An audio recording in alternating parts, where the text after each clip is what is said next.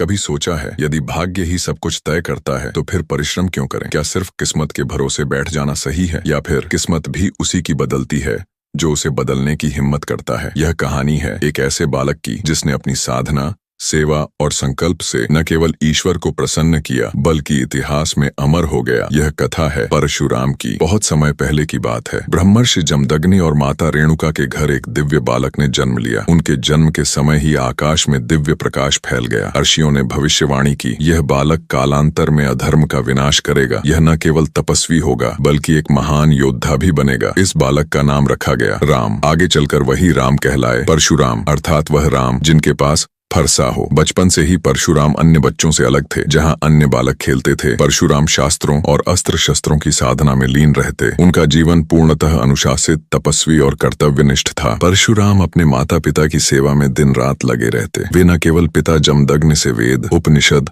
और धर्म के गूढ़ रहस्य सीखते बल्कि जीवन के प्रत्येक कर्म में तप और संयम को धारण करते। परंतु गांव के कुछ युवक जो आलस्य और अहंकार में डूबे थे, उन्हें देखकर ईर्ष्या करने लगे। उन्हें लगता कि परशुराम इतना क्यों मेहनत करता है? क्या वह राजा बनेगा? क्या उसे ईश्वर विशेष मानते हैं? एक दिन गांव के एक युवक ने व्यंग्य करते हुए कहा, तू कितना भी तप कर ले, अगर तेरे भाग्य में कुछ नहीं लिखा है तो तुझे कुछ नहीं मिलेगा। किस्मत वालों को सब कुछ यूं ही मिल जाता है। परशुराम ने मुस्कुराते हुए उत्तर दिया, किस्मत उन्हीं का साथ देती है जो उसका सम्मान करते हैं। जो व्यक्ति केवल भाग्य के भरोसे बैठा रहता है, उसका भाग्य भी उससे मुंह मोड़ लेता है।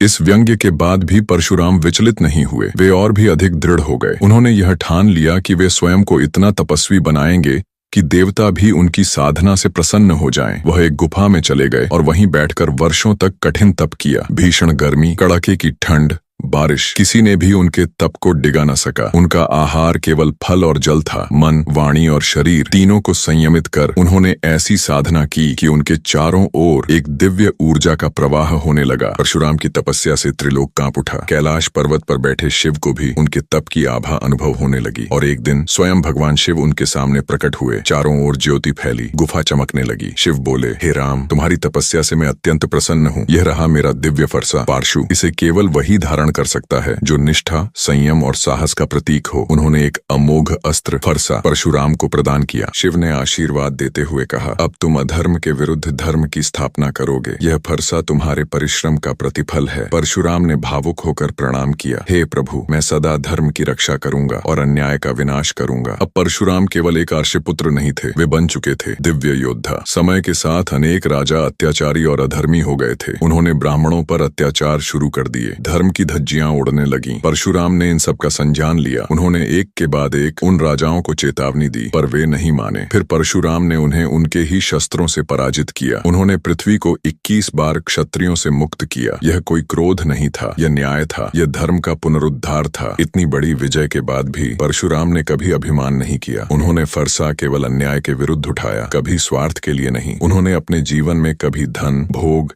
या सत्ता की लालसा नहीं की। जब एक बार कुछ ब्राह्मणों ने उनसे पूछा, हे महर्षि, आपने 21 बार पृथ्वी को क्षत्रियों से मुक्त किया, फिर भी आपने कभी सिंहासन को स्वीकार नहीं किया, क्यों? परशुराम ने शांत स्वर में उत्तर दिया, मैं राजा नहीं हूँ, मैं केवल एक सेवक हूँ, धर्म का सेवक। मेरी तपस्या का उद्देश्य सत्ता नहीं, सद्गुण है। जीवन के अंतिम काल में भी परशुराम ने तपस्या नहीं छोड़ी। उन्होंने अनेक शिष्यों को धर्म, युद्ध, नीति और तप का ज्ञान दिया। महाभारत में भी वे कर्ण और भीष्म जैसे महान योद्धाओं के गुरु बने। उनकी यात्रा कभी रुकी नहीं। वे अमर हैं, न केवल शरीर से बल्कि विचारों में। उनका जीवन इस बात का प्रमाण है कि सच्चे परिश्रम से कोई भी अपना भाग्य बदल सकता है। परशुराम की जीवन गाथा केवल पौराणिक नहीं, प्रेरणात्मक भी है। वह हमें सिखाती है, भाग्य भी तभी साथ देता है जब हम कर्म करें। केवल किस्मत को कोसने से कुछ नहीं होता, कोशिश करनी पड़ती है। ईश्वर भी उसी की सहायता करता है जो स्वयं प्रयास करता है। परिश्रम, सेवा, संयम और आत्मबल, यही जीवन के 4 स्तंभ हैं। जो झुकता है वही ऊपर उठता है। यही परशुराम की विनम्रता थी।